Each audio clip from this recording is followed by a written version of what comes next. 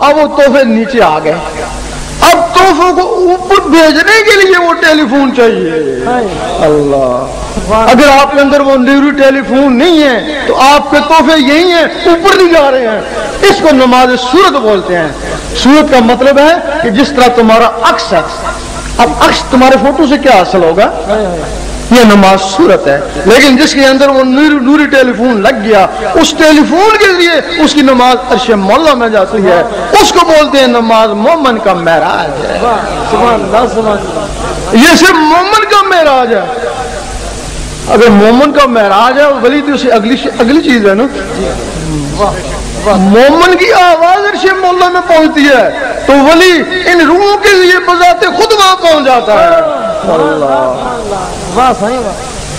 جب تمہارے اندر اللہ شروع ہو جائے گی تو تمہارے اندر اور بھی مخلوقیں ہیں، روحیں ہیں. جس طرح جن اور فرشتے ہیں اس طرح وہ روحیں ہیں تمہارے اندر. 7 روحیں ہیں. باقاعدہ حدیث میں ان کے نام ہیں: قلب، روح، سری، خفی، اخفا، انا، نفس.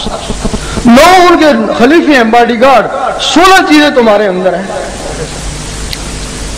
جب تم 16 چیزیں ان میں نور جائے گا تو وہ 16 چیزیں اللہ اللہ کرنا شروع کر دیں گے. اس جسم میں یا اللہ ہوگا، اگر اللہ نہیں ہے تو پھر شیطان ہوگا.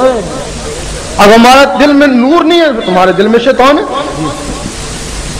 اور یقین کرو کہ جو اللہ قلبی اللہ نہیں کرتے ان کے دلوں میں شیطان ہے. ان کو یہ بات بری لگی ہوگی لیکن ہم دلیل دیتے ہیں. جب وہ نماز پڑھتے ہیں وہ سوچنا نہیں چاہتے، ان کو ایسے وسوسے آتے ہیں جو وہ سوچنے نہیں چاہتے.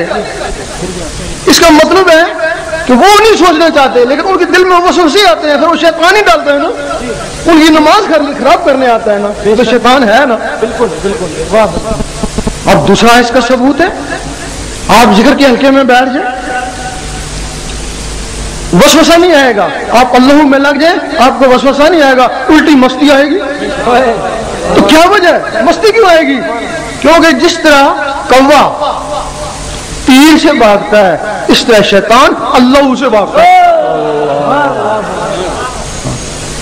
جب اللہ سے شیطان بھاگتا ہے، لیکن جب تم اللہ کا ذکر چھوڑو گے تو پھر واپس آ کے جائے گا نا. اگر تمہارے اندر ہی ہلکا بن جائے تو وہ تمہارے اندر کی مخلوقیں اللہ کرنا شروع کر دے تو پھر یہی مسجد تو یہی کعبہ یہی گلے گلزار. میرا شاہی دین نبی کا سچا دائی، ارے ان سے ہم نے نعمت پائی. اب تمہاری نماز اس مسجد میں ہے، تمہاری نماز خانے کعبے میں ہوگی لیکن ان کے خانے کعبے کوئی اور ہیں. اللہ، یہ جب جوان ہو جاتی ہیں ان کا خانہ کعبہ بیت المعمور ہے. یہ وہاں جا کے نمازیں پڑھتی ہیں، عرش مولا میں جا کے نمازیں پڑھتی ہیں، فرشتوں کے ساتھ نمازیں پڑھتی ہیں، نبیوں ولیوں کی روحوں کے ساتھ نمازیں پڑھتی ہیں. اور یہ اس وقت تک سر نہیں اٹھاتی جب تک اللہ جواب نہ دے لبیک یا عبدی. اس وقت تک سر ہی نہیں اٹھاتی. پھر یہی چیزیں ہیں کہ تمہارے اندر ہیں، یہی چیزیں ہیں نور سے بالکل نوری ہو جاتی ہیں. جب نوری ہو جاتی ہیں تو پھر انسان سوچتا ہے دیکھیں اوپر کیا ہو رہا ہے. یہ اوپر پرواز کرتی ہیں، بیت المعمور سے بھی اوپر چلی جاتی ہیں. فرشتے روکتے ہیں؟ نہیں روکتے. کہتے ہیں جو کچھ بھی ہے بیت المعمور سے آگے جل جائے گا. اور یہ بیت المعمور سے بھی آگے چلی جاتی ہیں، وہاں پہنچ جاتی ہیں جہاں رب کی ذات ہے. ظاہری جسم سے حضور پاک وہاں پہنچے اور ان مخلوقوں سے ولی وہاں پہنچتے ہیں. جب کوئی اللہ کے روبرو چلا جاتا ہے پھر ایک دوسرے کو پیار سے دیکھتے ہیں. پھر اللہ تعالیٰ فرماتا ہے میں تجھے دیکھ لوں تو مجھے دیکھ لے. دیکھتے پیار سے دیکھتے. پھر وہ اللہ کا نقشہ اس کی آنکھوں میں آتا ہے، آنکھوں سے اس کے دل میں جاتا ہے. جب دل میں جاتا ہے پھر اللہ تعالیٰ فرماتا ہے اب تو نیچے چلا جا، اب جو تجھے دیکھ لے وہ مجھے دے. میرا شاہی دین نبی کا سچا دائی، بن کے مست ملنگ رہیں گے یہ دنیا والے जंग रहेंगे। इंसान यहां तक पहुंच सकता है, और इंसान पहुंचे हैं। 7 सियारे हैं, 7 जहान हैं, हर जहान से एक एक मखलूक पकड़ के अल्लाह ताला ने इनके जिस्मों में डाल दी और 7 ही जनतें बनाई। पता नहीं इसको किस जहान की सैर करने का शौक हो। अगर इसको मलकूत का शौक हुआ तो कल्ब को ताकतवर बना लेगा, अगर जबरूद में जाने का शौक हुआ तो रूह को ताकतवर बना लेगा, अगर इसको शौक हुआ कि मैं अल्लाह को देखूं तो लतीफा अल्लाह को ताकतवर बना लेगा।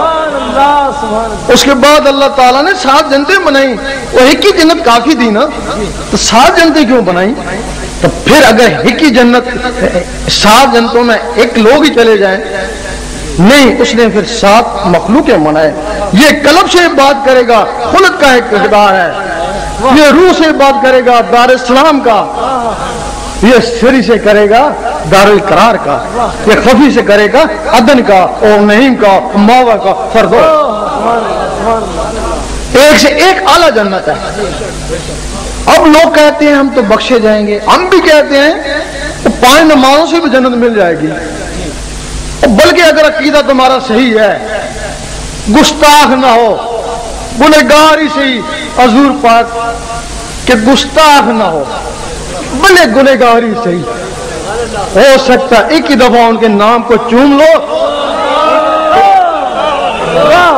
उसी सदके से अल्लाह ताला तुमको बख्श दे। और हमारा अकीदा है गुस्ताख ना हो, कलमा गो हो, बख्शा ही जाएगा। लेकिन अब बख्शा तो गया, उधर अल्लाह ताला ने फरमाया क्या इन लोगों ने समझ रखा है हम इनको नेकूकारों के बराबर कर देंगे। बख्शा भी गया, अब नेकूकारों के बराबर तो नहीं हो सकता ना। सबसे जो अदना जन्नत है वो खुल्द है, सबसे अदना इबादत है वो कल्ब की है। इसने तो कल्ब की इबादत करी को नहीं। फिर जन्नत में चला गया, जन्नतियों का गुलाम बन के रहेगा, कितना पछताएगा। एक हदीस शरीफ में है कि जन्नतियों को जन्नत में जो अफसोस होगा तो जो दुनिया में जो लम्हा बगैर जिक्र अल्लाह के गुजरा। एक हदीस शरीफ है, जो जिक्र नहीं करते थे उनको अफसोस, काश हम कल्ब का जिक्र करते, खुलद के हकदार होते। खुलद वाले कहते काश हम रूह करते तो दारुल करार में चले जाते, दारुल इस्लाम में चले जाते। हर किसी को एक एक का अफसोस होगा। नारे तकबीर, नारे रिसालत, नारे हैदरी, नारे गौसिया। अब जो बात दिल में हो, जो जुबान में हो, वो दिल में हो, उसको आप सच्चा कहेंगे ना। दुनियावी लिहाज से भी अगर आपकी जुबान में कुछ और है, दिल में कुछ और है, आप मुनाफिक है ना। दुनियावी हिसाब से भी अगर दुनियावी हिसाब से आप मुनाफिक हैं तो अल्लाह के मामले में अगर आप जुबान में और रखें तो दिल में और रखें तो आप बहुत बड़े मुनाफिक हैं। क्यों जी? जब आप नमाज पढ़ते हैं, उसकी नमाज पढ़ते हैं, जुबान से कहते हैं कह दी अल्लाह है, क्या है, दिल कहता है कार आटा ही कोनिया। ऊपर जुबान से कहते हैं अल्लाह उसमत अल्लाह बेनियाज है, दिल में कहते हैं बीवी बीमार है, तो लामिया ले दुआ लामी उलाद, दिल कहता है ड्यूटी से लेट हो गए। चलो जुबान में और